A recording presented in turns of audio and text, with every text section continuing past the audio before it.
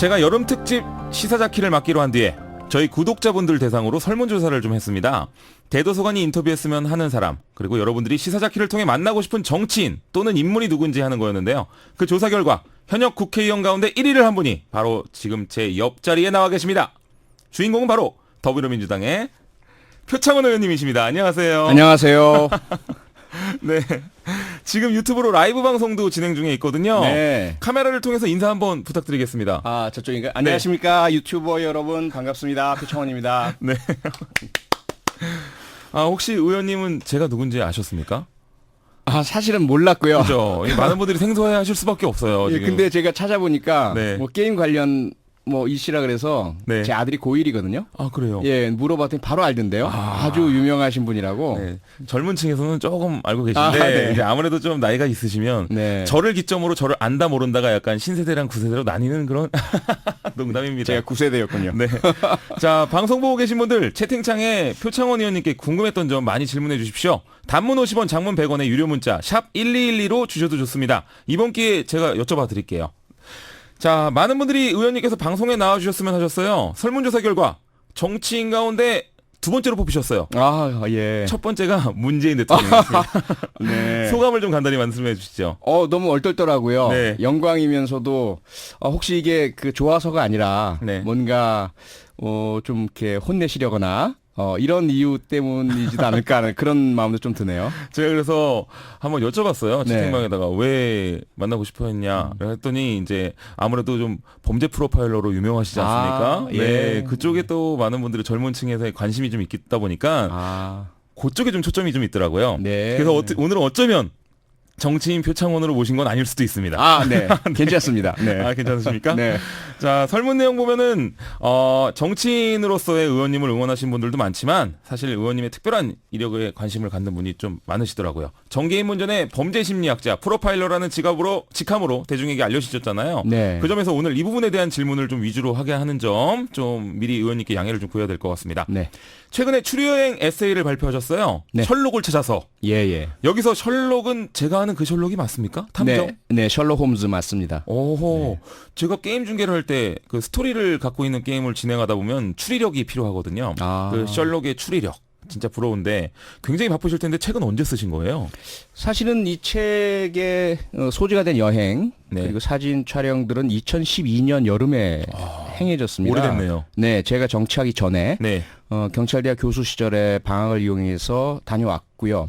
그런데 그해 겨울에 사건이 터졌잖아요. 예. 대선 기간 동안 국정원의 여론조작 정치 개입 의혹 사건이 터지면서 그렇죠. 제가 의견을 표명하다가 결국 경찰대학 교수직을 그만두는 상황이 됐고 네.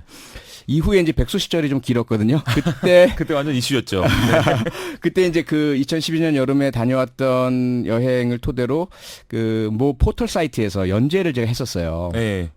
그 연재를 할 때 한 반 정도는 썼고요. 네. 그 다음에 이제 정치를 하게 됐고, 탄핵 대통령 선거 이후에 조금 시간 여유를 찾아서 나머지 좀 정리하고, 최근에 마지막 좀 정리해서 요번에 냈습니다. 네. 그 백수 시절이 도움이 됐던 거군요. 네, 이 백수 책에. 시절이 저에게는 아주 좋은 시절이었습니다. 네. 도움이 되는. 직접 영국에서 셜록의 발자취를 쫓아 소설이 배경이 되는 곳들을 직접 다니셨더라고요. 네. 왜 이렇게 셜록을 쫓으신 겁니까? 셜록 홈즈 팬이십니까? 팬이었고, 네. 제가 초등학교 때부터 좋아했으니까요. 아, 초등학교 때부터. 네. 그 가장 좋아하는 셜록 홈즈 이야기가 혹시? 바스커빌 가문의 개. 아하. 근데 그거는 이제 원래 코난 도일이 쓴 건 아니잖아요. 코난 도일이 썼다라고 알려지고 있죠. 네. 다만 이제 그 뭐 논란이 있긴 한데, 네. 그 라헨바흐 폭포에서 맞아요. 모리아티를 끌어안고 떨어져서 이제 죽었다. 예. 제 책에 그 얘기 또 나와요. 그래서 코난 도일이 셜록 홈즈를 살해한 거죠. 쉽게 말하면 그렇죠. 죽여버린 건데, 그리고 나서 막 비난이 빗발치고 살려내라 하니까 그 뒤에 갑자기 바스커빌 가문의 개로 맞아요. 셜록 홈즈가 등장하는 뭐 그런. 근데 많이 그 전과 다르죠. 네.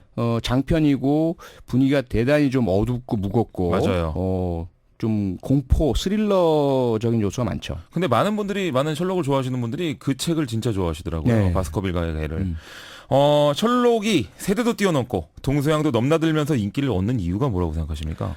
그 캐릭터의 힘인 것 같아요. 네. 물론 이제 이야기 구조도 탄탄하고 그 당시로서는 사실 지금 내놔도 손색 없을 정도의 CSI 네. 그 그리슨 반장과 맞먹을 정도의 과학수사 얘기가 나오긴 하지만 그보다 더 강한 힘이 셜록 홈즈라는 그 이상한 캐릭터. 네. 그 전에 보지도 못했고 가족도 없이 혼자서 약간의 좀 일탈적인 마약 중독 분위기도 조금 있으면서 약간 뭐라고 해야 되나? 약간 다크한 면이 있죠. 다크하죠. 예. 네, 다크합니다. 그러면서 천재적인. 네. 그래서 일반적으로 우리가 이제 그 소설의 주인공 하면 무조건 다 뛰어나잖아요. 막 멋지고 그런데 셜록 홈즈는 좀 다르거든요. 네. 동정의 여지가 있는 부분들도 있고 맞아요. 그리고 인간적인 따뜻함 이런 게 별로 없죠.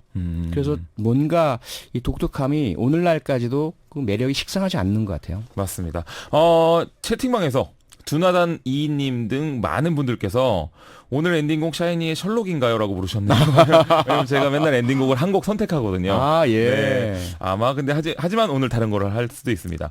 그리고 또 실시간 채팅에서 은희님께서 그 알 보면서 많이 익숙해진 분이시네요. 지난 주말에도 나오시던데 라고 하셨고요. 포비님께서 의원님께서 겪으신 가장 황당한 사건이 뭐였나요? 라고 물어보셨네요.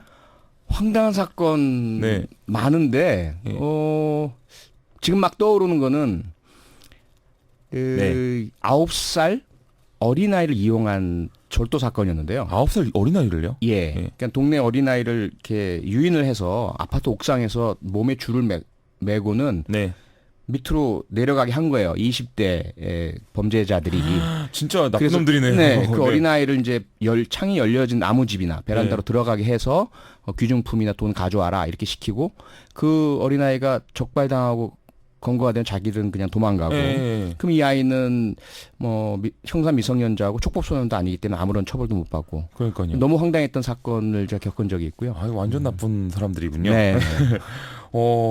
자, 많은 청소년들이 이 셜록을 위시로 해서 탐정이 되고 싶어 하더라고요. 네.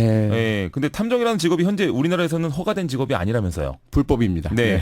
그 정치권에서는 공익탐정을 도입해야 된다는 주장도 있고, 공익탐정이라는 게 혹시 뭔가요? 아, 공인 탐정을 말씀하시는 것 같아요. 아, 공인탐정. 예, 공인 죄송합니다. 탐정에 관한 법률안이 발의가 됐었고요. 네.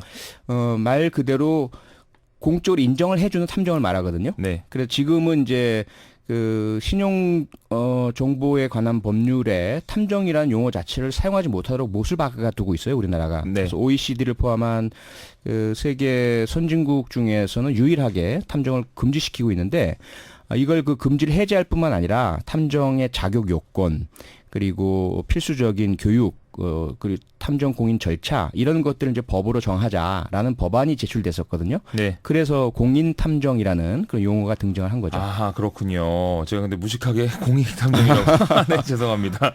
제가 아직 시사가 처음이라서 아니, 괜찮습니다. 많이 익숙지 못합니다. 많이들 모르시는 개념이라서. 네. 네. 한국의 연쇄살인이라는 책도 쓰셨어요. 네. 연쇄살인범 국내에도 정말 많나요? 많죠. 네. 많고 특히 80년대 이후로 많아졌고요. 아, 더 80년대 많아졌고. 이후로. 네. 그 혹시 연쇄살인범이 일반인들이랑 다른 특징이 있습니까? 있긴 있는데요. 네. 문제는 그 특징이 일상생활을 통해서 나타난다면 주변 분들이 아시겠죠. 아. 그래서 연쇄살인을 저지르지 못하겠죠. 연쇄살인범은 그러니까 반대로 네. 특징이 잘 나타나지 않는다? 일상생활에서는 숨기고 있죠. 드러나지 않습니다. 예. 그런데 그들 내면에는 보이지 않는 왜곡된 충동, 왜곡된 욕구들이 대단히 강하게 자리 잡고 있고 네. 이것을 살인을 통해서만 해소된다고 느껴요. 근데 한번 살인을 해도 그 순간이지 그 이후엔 다시 그 욕구 충동이 남아있고 살아나고 네. 그래서 심리적 냉각기라고 하거든요. 범죄 심리학에서 그 기간이 지난 이후에 또다시 살인 욕구를 느껴서 아무 이유 없이 자기와 상관없는 사람을 살해하는 거죠. 이거 진짜 무섭네요, 이거. 이거 사이코패스 뭐 이런 거 말씀하시는 네, 거죠? 그렇죠. 네. 전형적인 사이코패스적 범죄자의 유형이죠. 네. 그 심리학에 대해서도 잘 알아야 검거가 가능하겠네요. 일단 검거는 형사들이 하기 때문에 네. 이론적인 것들을 몰라도 현장을 제대로 수사해서 족적, 지문, 혈흔 이런 것들을 확보하고 네. 그래서 신원을 확인해서 검거할 수는 있습니다. 네. 근데 문제는 최근에 워낙 범죄 양상들이 기본적인 그 증거를 남기지 않는 수단과 방법을 많이 사용하다 보니까 대상을 용의선이라고 하거든요. 용의선 대상을 정해야 수사가 가능하죠. 네. 그런데 일반적인 이제 수사기법 상으로는 대개 피해자 주변 인물을 쫓게 되고 잔인한 살인할 경우에 네. 그 경우에는 연쇄살인범에게로 가지 못할 경우가 많으니까 그때 이제 범죄 심리학적인 지식과 프로파일링 기법 같은 것들이 필요하죠. 네. 그래서 전통적인 수사 기법으로는 도저히 상상하거나 가닿지 못할 그러한 피해자와 전혀 상관없는 어허. 그런 이상 심리와 이상 충동을 가진 범죄자의 특성들을 좀 도와드리면 그 다음에 이제 일선 강력 형사들이 그러한 그 용의선상 내에 들어가 있는 자들 중에서 좁혀가서 네. 범위를 검거하는 거죠. 혹시 오늘 과천 시신 이 아, 얘기 예. 들으셨는지 모르겠는데 예. 굉장히 끔찍하게 훼손돼서 네. 아직 신원 불명이고 또 뭔가 원인도 불명이라고 하더라고요. 네. 이런 게 연쇄살인일 수도 있을까요? 일 수도 있지만 연쇄살인은 사실 그렇게까지 네. 그 많은 시신 훼손과 유기에 공을 들이진 않습니다. 일반적으로는. 아, 그래요? 네, 물론 이제 유영철 같은 경우에 그 활약하던 그 범행을 저지르던 장소가 도심이고 그때 시신이 발견되면 추가 범행 저지르기 어려우니까 네.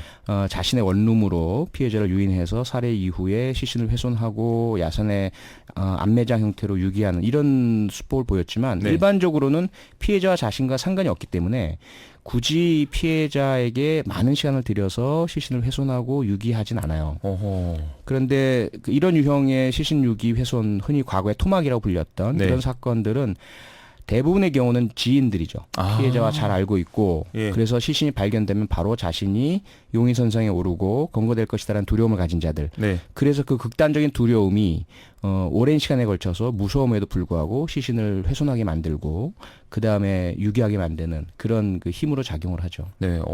나중에 사건이 밝혀진 다음에 표창원 의원님 말씀대로 같으면은 저 소름 돋을 것 같아요. 네. 수현이님께서 채팅방에서 저는 표창원 의원님이 왜 범죄를 공부하게 되셨는지 첫 계기가 궁금해요. 사건이 있었나요? 라고 물으시네요. 우선 경찰대학에 입학하게 된 것이 첫 번째 계기이고요. 네. 두 번째는 그럼에도 불구하고 많은 저희 동기 선후배들은 범죄 수사가 아닌 정보, 경비, 승진 잘 되는 곳을 주로 찾아가셨거든요. 근데 네. 저는 제가 중고등학생 때 친했던 친구들 중에 네. 나중에 이제 범죄자가 된 친구들도 있었고 범죄 피해를 겪은 친구도 있고 그래서 그래요? 네. 좀 많은 좀 그 범죄에 대한 안타까움과 함께 왜라는 질문이 많이 나타났어요. 네. 제가 봤을 땐 너무 착하고 좋았던 친구인데 그 녀석이 나중에 신문에 나타나는 강력범죄가 되고 이런 것들을 아이고. 봤을 때 알고 싶었죠. 네. 그래서 범죄 수사에 집중하고 그 과목에만 좀 열의 있게 파고들고 네.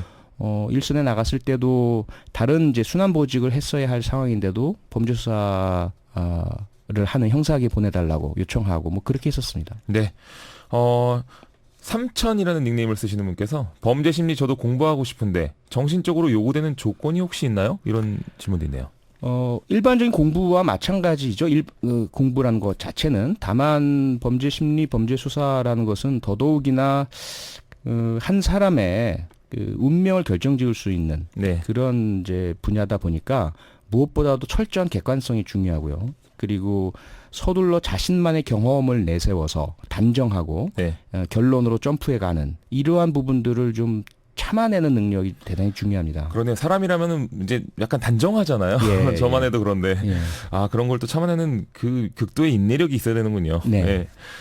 이건우님, 우리나라 과학수사는 다른 나라에 비해 얼마나 발전됐는지도 궁금해요. 혹시 답변이 가능하실까요? 네, 우선은 예를 들어 이제 미국과 비교를 한다 그러면 네.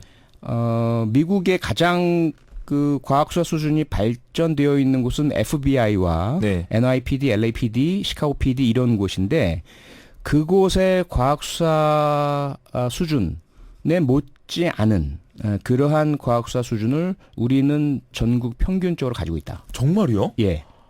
굉장하네요. 우리나라가 오히려 수준이 굉장히 높은 거네요. 그렇죠. 예. 그러니까 뭐 왜 그러냐면 일단 우리는 모든 면에서 그렇지만은 뒤처지는 걸 싫어하기 때문에 그렇죠, 우리 세계 싫어하죠. 어디에서 가장 뛰어난 과학수사 장비가 개발됐다. 네. 반드시 사와야 돼요. 다 사오는군요.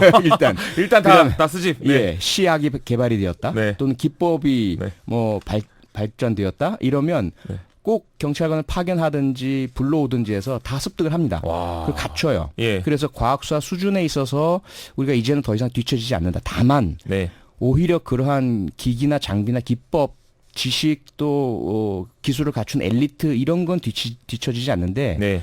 제가 조금 안타까워하는 것은 절차예요. 기본적인 절차. 아, 절차가 좀 약간 낙후돼 있군요. 예. 그러니까 최초의 범죄라는 것은 그렇게 뭐 아주 그럴싸한 장소에서 그럴싸하게 발생하는 경우는 드물거든요. 그렇죠. 일반적인 거리, 일반적인 뭐 야산 이런 데서 발생을 하는데 그때 네. 처음에 최초에 신고를 접수한 이후에 현장 보존이 잘 되느냐. 네. 그리고 증거가 제대로 확보가 되느냐.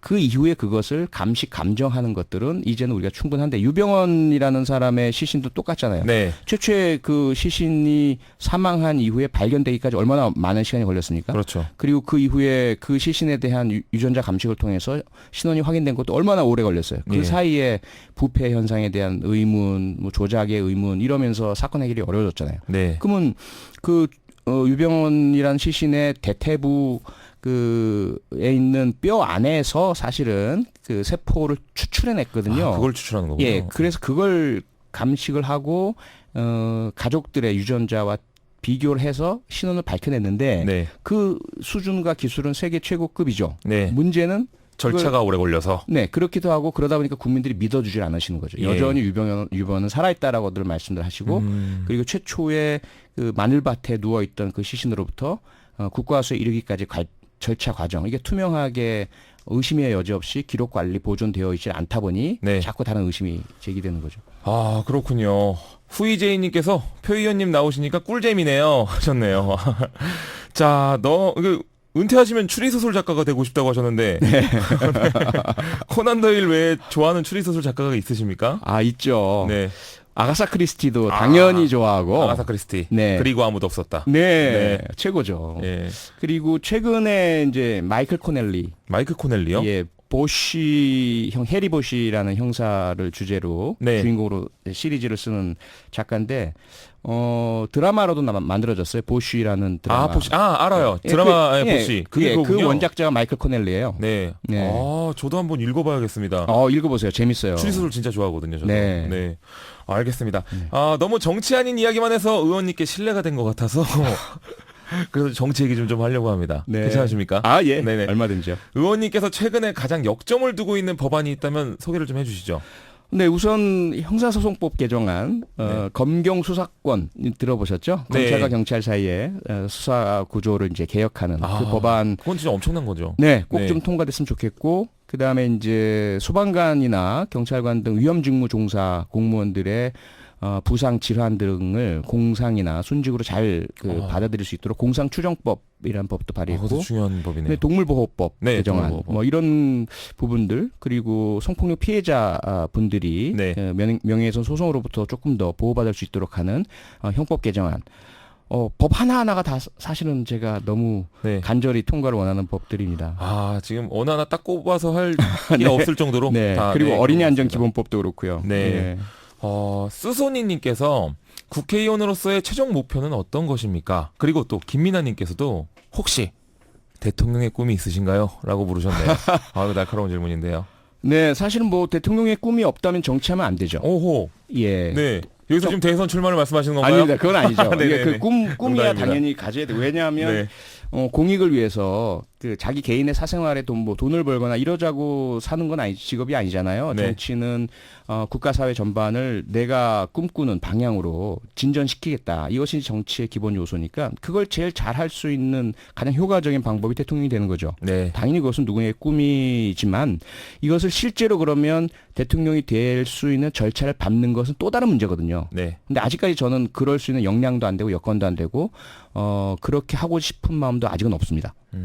그리고 국회의원으로서의 최종 목표는 그다지 제가 구체적인 목표는 세워두지 않았어요. 그냥 제가 최선을 다해서 제가 정치를 할 수 있을 때까지 네. 없는 것보다는 나은 제가 있음으로 인해서 조금 더 우리 사회가 나은 방향으로 나아갈 수 있는 그런 정치인이 되고 싶습니다. 아주 멋진 답변이네요. 아유, 네. 고맙습니다. 의원님 오늘도 진솔한 답변 정말 감사드리고요. 네. 셜록처럼 오래오래 회자되는 멋진 정치인 그리고 뛰어난 추리소설가가 되시기를 바라보겠습니다. 네. 말씀 잘 들었습니다. 고맙습니다. 더불어민주당 표창원 의원이었습니다. 감사합니다. 고맙습니다.